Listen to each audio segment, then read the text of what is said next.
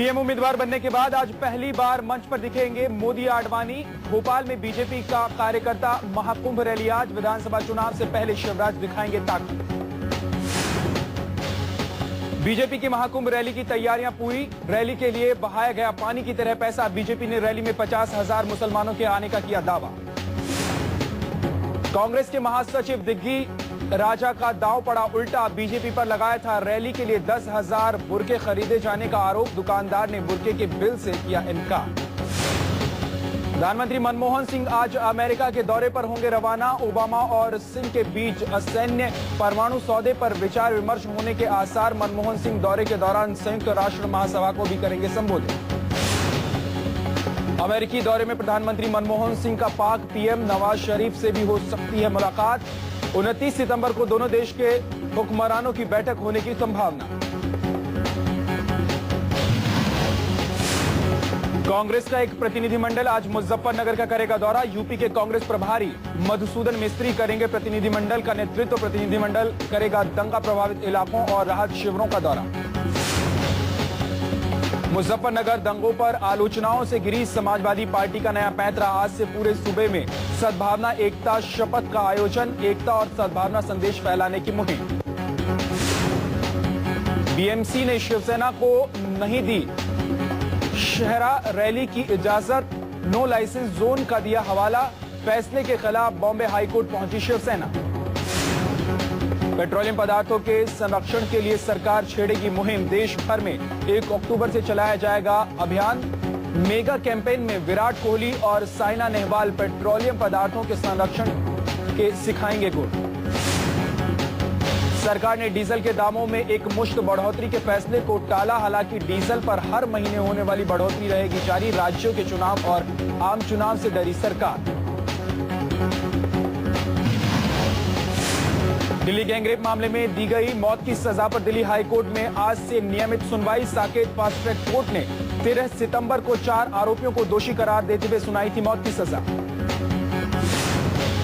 विशाखापट्टनम में पंचायत का तुगलकी फरमान। रेप पीड़ित के परिजन ने पुलिस में की शिकायत तो जारी किया बहिष्कार का हुक्म। पहले पैसे लेकर चुप रहने की दी थी हिदायत।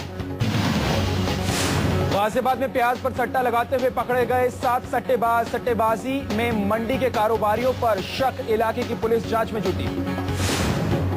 भूकंप से थर्राया पाकिस्तान का बलूचिस्तान। 7.7 तीव्रता के भूकंप से आवारान जिले में 45 की मौत और 100 घायल। इलाके के करीब 30% घर तबाह। कई लोगों के मलबे में फंसे होने की आशंका। दिल्ली एनसीआर समेत पूरे उत्तर भारत में भूकंप के तेज झटकों से हिली धरती। 5.9 तीव्रता के भूकंप से दहशत में लोग। अब तक जानमाल के नुकसान की खबर नहीं। सजायाफ्ता कैदियों के चुनाव लड़ने का रास्ता हुआ साफ। सुप्रीम कोर्ट के फैसले के खिलाफ सरकार ने अध्यादेश जारी किया। मॉनसून सत्र में बिल अटक गया था। दोषी सांसदों विधायकों पर सरकारी अध्यादेश की मुखालफत में उतर आई है बीजेपी। सुषमा स्वराज ने इस सरकारी पहल को असंवैधानिक ठहराया। सुषमा ने राष्ट्रपति से की दस्तखत नहीं करने की अपील। सुप्रीम कोर्ट के फैसले से दागी सांसद और विधायकों की बढ़ गई थी मुश्किल। कोर्ट के फैसले से संसद के कई सदस्य और राज्य विधानसभाओं में कई विधायक अपनी सदस्यता गंवा सकते थे। सुप्रीम कोर्ट के फैसले से कांग्रेस सांसद रशीद मसूद की मुश्किल बढ़ सकती थी। रशीद मसूद के खिलाफ अगले महीने सीबीआई की अदालत सुनाने वाली है फैसला। सुप्रीम कोर्ट ने 10 जुलाई को फैसला दिया था कि 2 साल या उससे ज्यादा की सजा पाने वाले सांसद और विधायक दोषी करार दिए जाने पर अयोग्य माने जाएंगे।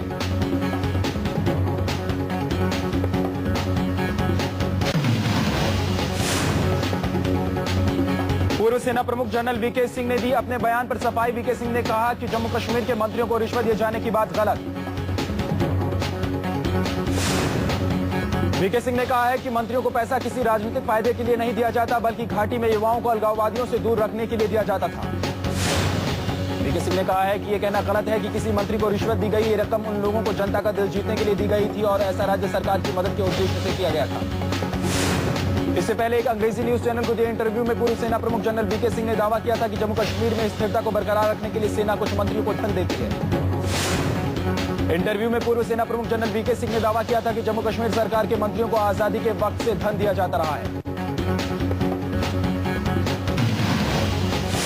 वीके सिंह के रिश्वत वाले बयान के बाद राजनीतिक भी गर्मा चुकी है। केंद्रीय गृह मंत्री सुशील कुमार शिंदे ने कहा है कि जिन मंत्रियों को पैसे दिए गए, वीके सिंह उनका नाम बताएं, ऐसे मंत्रियों के खिलाफ कार्रवाई की जाएगी।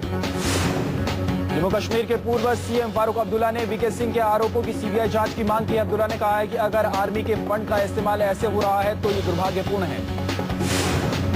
नेशनल कॉन्फ्रेंस के प्रांतीय प्रधान देवेंद्र सिंह राणा ने कहा है कि देश और खासकर सेना के लिए दुखद और दुर्भाग्यपूर्ण है कि पूर्व सेना प्रमुख इस तरह के आधारहीन बयान दे रहे हैं।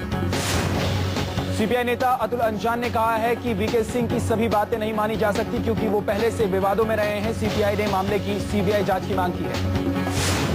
बीजेपी ने इस मामले में यूपीए पर निशाना साधा है। बीजेपी नेता बलबीर पुंज ने कहा है कि ये यूपीए की राजनीति का नतीजा है जिसकी वजह से ये संजीदा जानकारी बाहर आई।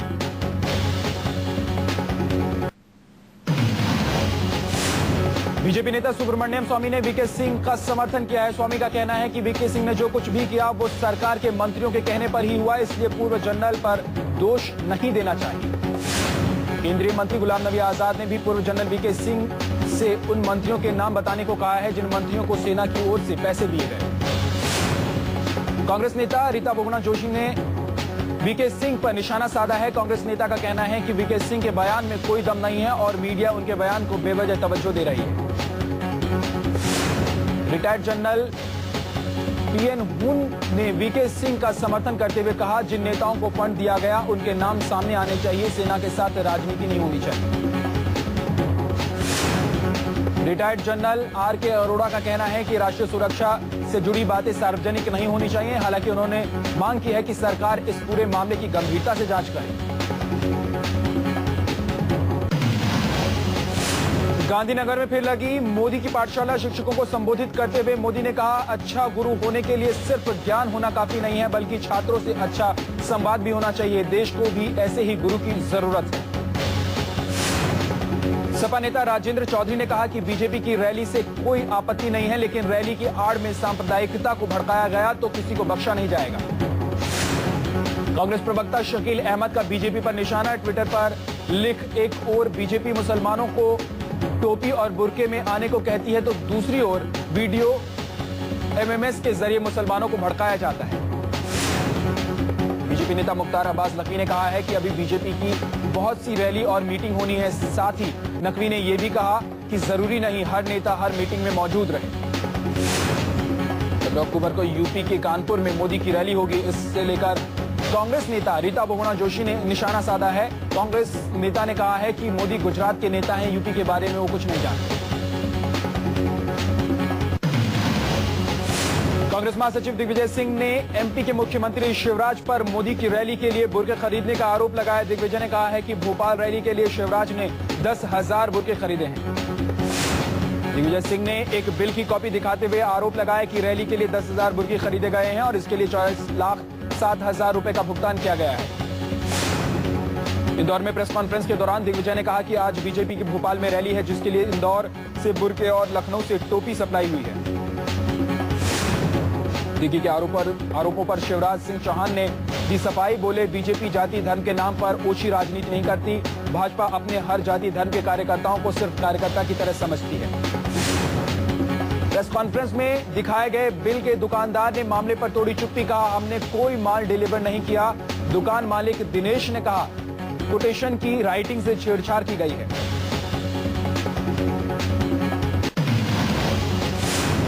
सोलह महीने की जेल के बाद वाईएसआर कांग्रेस प्रमुख जगनमोहन रेड्डी हुए रिहा। आय से अधिक संपत्ति मामले में जगनमोहन को जमानत मिली। चंचलगुड़ा जेल के बाहर सुरक्षा भी बढ़ा दी गई है। टीडीपी नेता चंद्रबाबू नायडू बीजेपी से हाथ मिला सकते हैं। 2 अक्टूबर को दिल्ली में हो रही रैली में चंद्रबाबू नायडू मोदी के साथ एक ही मंच पर नजर आ सकते हैं। कांग्रेस नेता पीसी चाको ने कहा कि चंद्रबाबू नायडू के बीजेपी में जाने से कांग्रेस पर कोई असर नहीं पड़ेगा। नायडू की सियासी पकड़ आंध्र प्रदेश में पहले से ही काफी कमजोर है। सीपीआई नेता अतुल अंजान ने कहा कि आंध्र प्रदेश में इन दिनों गठजोड़ की राजनीति जोरों पर है। आने वाले वक्त में आंध्र प्रदेश में कई नए राजनीतिक समीकरण देखने को मिल सकते हैं। खुद सीपीआई, वाईएसआई, कांग्रेस इस संपर्क में है। ऐश्वर्या जहां केस में सीबीआई अमित शाह से भी पूछताछ कर सकती है। इससे पहले मोदी के 2 मंत्रियों से पूछताछ हो चुकी है। आरोपी वंजारा की चिट्ठी के बाद इस केस में सीबीआई का शिकंजा कसता जा रहा है। उत्तर प्रदेश में अखिलेश की पुलिस का एक और शर्मनाक चेहरा सामने आया। यूपी के कुशीनगर में पुलिस इंस्पेक्टर जसराज यादव पर बेहद गंभीर आरोप लगा है। आरोप है कि दारोगा जसराज यादव ने एक रेप पीड़ित के साथ जांच के नाम पर न सिर्फ बदसलूकी की बल्कि उसे भद्दी गालियां भी दी। रेप पीड़ित के पिता के मुताबिक दारोगा जसराज यादव ने लड़की को कमरे में बुलाया और कपड़े उतारने के लिए कहा। ऐसा न करने पर दारोगा ने उसकी बेइज्जती भी की। दरअसल पिछले दिनों पड़ोस के एक लड़के ने घर में घुसकर इस लड़की का बलात्कार किया था। गांव के लोगों ने आरोपी लड़के को पकड़ लिया और उसकी पिटाई कर उसे पुलिस के हवाले कर दिया। पुलिस ने आरोपी लड़की के खिलाफ तो कोई कार्रवाई नहीं की, लेकिन दूसरे दिन लड़की को थाने बुलाया, जहां दारोगा ने लड़की के साथ छेड़खानी की। अब मामला तूल पकड़ने के बाद मामले की जांच के आदेश दे दिए गए हैं। दिल्ली गैंगरेप मामले में रोजाना सुनवाई आज से दिल्ली हाई कोर्ट में होगी। बचाव पक्ष ने जवाब देने के लिए एक हफ्ते का वक्त मांगा था, लेकिन कोर्ट ने इसे खारिज कर दिया। फर्जी पासपोर्ट मामले में बाबा रामदेव के सहयोगी आचार्य बालकृष्ण पर 15 अक्टूबर को होगी। मामले की सुनवाई 120B, 420, 467, 471 और 12 पासपोर्ट अधिनियम के तहत आरोप तय होने हैं। फर्जी पासपोर्ट मामले में रामदेव के सहयोगी बालकृष्ण पर शिकंजा कसा। देहरादून में सीबीआई की विशेष कोर्ट में पेश हुए बालकृष्ण। 15 अक्टूबर को बालकृष्ण पर तय होंगे आरोप। पटना में एक धार्मिक संस्था में रहने वाली एक साध्वी ने अपनी ही संस्था के संचालक मृदुल कुमार पर लगाया यौन शोषण का आरोप। पुलिस ने आरोपी के खिलाफ मामला दर्ज कर मामले की जांच शुरू की। पुलिस ने यौन शोषण के मामले में आश्रम से जुड़ी 2 महिलाओं को पूछताछ के लिए हिरासत में लिया। पुलिस को दोनों महिलाओं पर यौन शोषण के मामले में शामिल होने का शक। आरोपी पुलिस गिरफ्त से बाहर।